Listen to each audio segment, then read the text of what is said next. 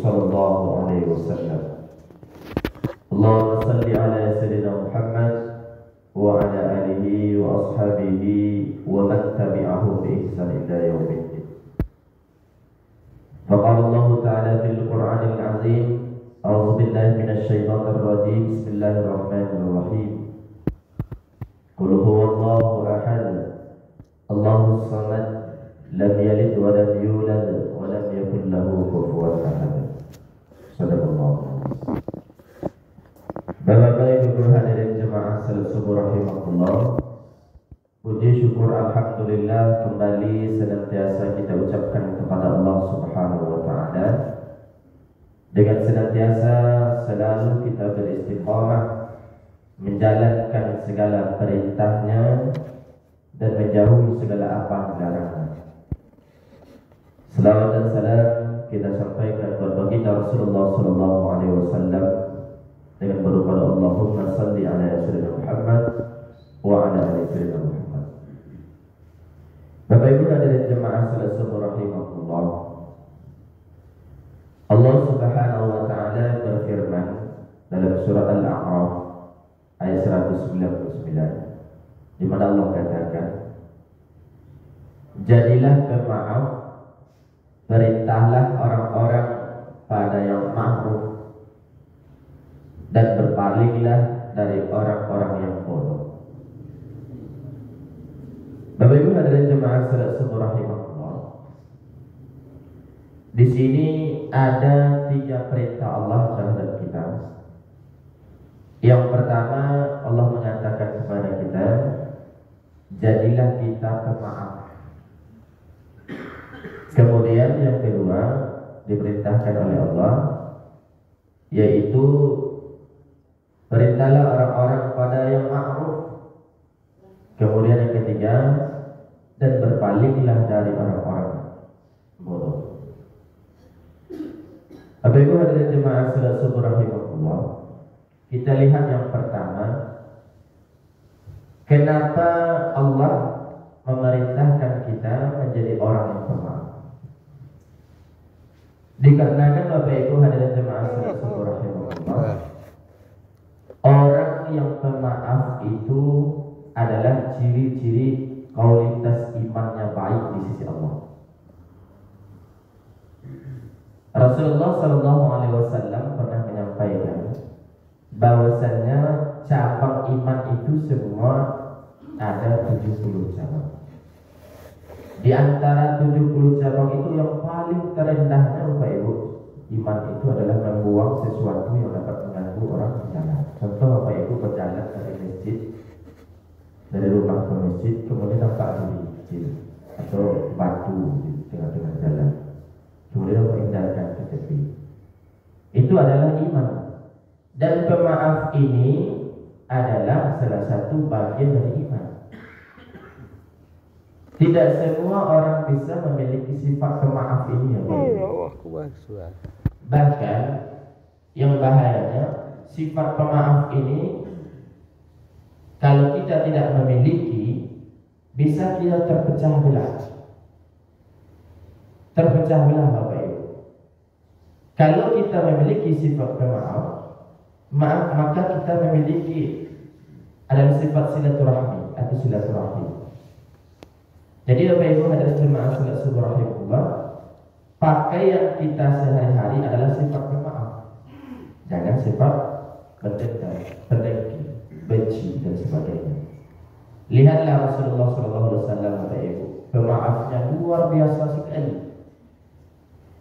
Ketika beliau sholat di Ka'bah, kemudian ada seorang kafir Quraisy yang amat sangat benci kepada Rasulullah.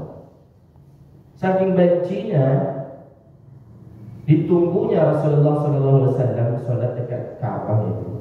Kemudian dikumpulkannya tai onta sebanyak-banyak. Setelah itu ketika Rasulullah sujud, ditumpahkannya ke kepala Rasulullah tai onta itu. Apakah Rasulullah SAW menghentikan salatnya kemudian marah kepada orang Quraisy tersebut? Tidak. Bukan hanya sekedar itu saja. Ada yang disebut dengan lengan ludah. Setiap bertemu dengan Rasulullah diludahi dengan Rasulullah itu. Setiap bertemu diludahi, setiap bertemu diludahi. Apakah Rasulullah SAW membalas ludahnya, meludahi kembali? Tidak. Semuanya dimaafkan oleh Rasulullah SAW. Tidak hanya sekedar itu saja, Bapak Ibu. Bahkan Rasulullah SAW ketika yang sama-sama kita ketahui hijrah dari Mekah ke Taif, sampai di Taif diperlakukan kasar oleh penduduk Taif, sampai-sampai malaikat yang serba taat kepada Allah, yang tak pernah mendurhakai Allah, kesal melihat perilaku penduduk Taif terhadap Rasulullah. Lalu dia mengatakan kepada Nabi Muhammad kita, wahai Nabi Allah, engkau angkat tangan engkau, kemudian gunung mana yang engkau perintahkan untuk kami angkat, kami timpakan kepada penduduk Taif. Rasulullah mengangkat tangan, ya diangkatnya oleh Rasulullah. Tapi apa kata Rasulullah? Wahai Allah, aku angkat tanganku ini meskipun pada saat kedatanganku mereka tak beriman kepada engkau. Tapi mohon, duhai yang maha pengasih, maha penyayang, maha pengampun, tolong keluarkan anak dan cucu mereka yang menyembah engkau. Luar biasa sekali ya Bapak Ibu. Jadi sifat pemaaf ini harus menjadi pakaian hidup kita. Yang harus kita hindari adalah sifat pendengki, iri, dendam. Kemudian yang kedua, Bapak Ibu, apalagi yang diperintahkan oleh Allah, yaitu perintahlah orang-orang pada yang ma'ruf, berbuat baik. Jadi Bapak Ibu, kita harus memiliki sifat yang namanya mengajak ke dalam ma'ruf, kebaikan, mencegah pada yang munkar. Itu perintah Allah kepada kita. Bukan para mubalik saja yang harus mengajak kebaikan. Semua kita, Bapak Ibu, wajib untuk mengajak kebaikan. Kalau belum bisa kita mengajak orang lain, minimal ajak diri kita untuk kebaikan. Belum bisa kita lagi mengajak orang lain, ajak diri kita untuk melakukan kebaikan. Contoh, Bapak Ibu belum bisa sholat subuh secara istiqomah lagi, di mana sholat subuh itu yang luar biasa fadilahnya, Bapak Ibu. Kata Rasulullah SAW, hadis pertama disebutkan, meskipun merangkak dia akan datang dia sholat berjamaah di masjid subuh ini. Hadis lain disebutkan sama-sama kita ketahui, 2 rakaat sebelum sholat subuh saja ada sholat sunnah. Jadi Bapak Ibu azan muadzin, kemudian Bapak Ibu datang ke masjid, sholat sunnah 2 rakaat. Maka pahalanya itu lebih baik dari dunia dan seisinya. Coba Pak Ibu bayangkan, lebih baik dari dunia dan seisinya.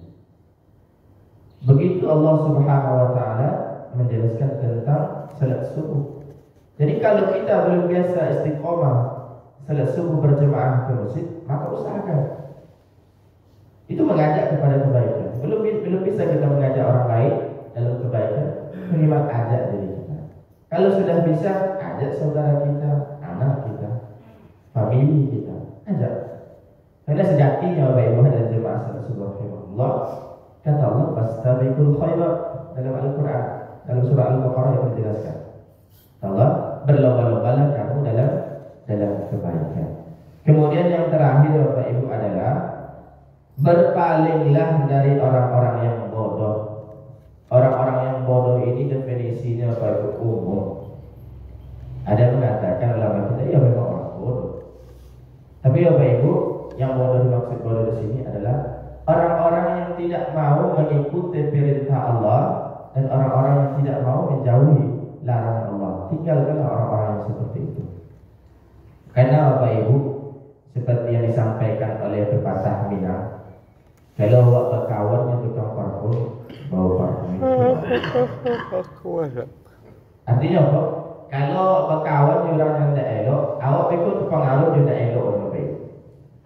Tapi berkawan dengan orang elok, ikut sapok sakete elok, ikut berpengaruh ke awak Bapak Ibu. Contoh Bapak Ibu, Bapak Ibu berkawan orang rajin sholat, insya Allah Bapak Ibu kata bawa seketika rajin sholat. Tapi kok berkawan Bapak Ibu orang pamalih sholat, apalagi jangan ke sholatnya, bangun pagi sih susah berkawan itu.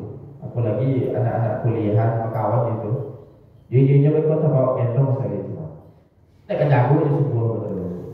Allahu Akbar, Allahu Akbar, dah sampai qad qamati shalah. Iya Pak. Ketika menengah itu, ya kalau qamati shalah ini nak ada dulu.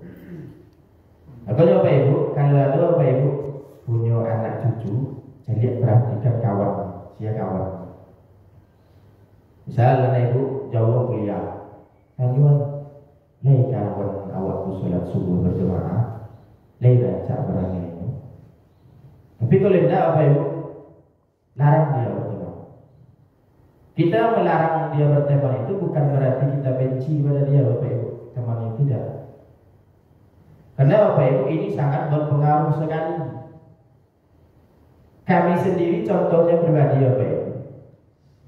Kalau kami tidak bergelut di bidang agama, maksudnya orang-orang terdekat kami lihat orang-orang yang senantiasa taat kepada Allah, bangunnya pagi, kemudian dia senantiasa bermunajat kepada Allah Subhanahu wa taala. Kalau tidak seperti itu Bapak Ibu, kami tidak akan terkenal.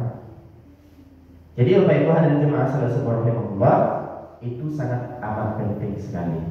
Tiga inilah yang diperintahkan oleh Allah Subhanahu wa taala. Yang pertama kami bilang jadilah kita menjadi pribadi yang bermaaf, yaitu yang kedua adalah orang-orang yang mau mengajak kebaikan, kemudian yang terakhir adalah berpalinglah dari orang-orang yang bodoh. Assalamualaikum warahmatullahi wabarakatuh. Waalaikumsalam warahmatullahi wabarakatuh.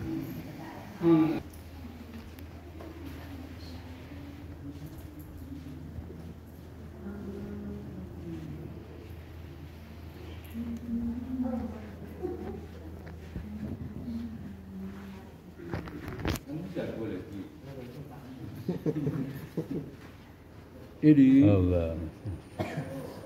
Bang. Pak. Ya. Aduh. udah bangun ya? Ya bangun. Udah bangun. Berkili. Allah. Aman. Allah. Allah. Keluarnya.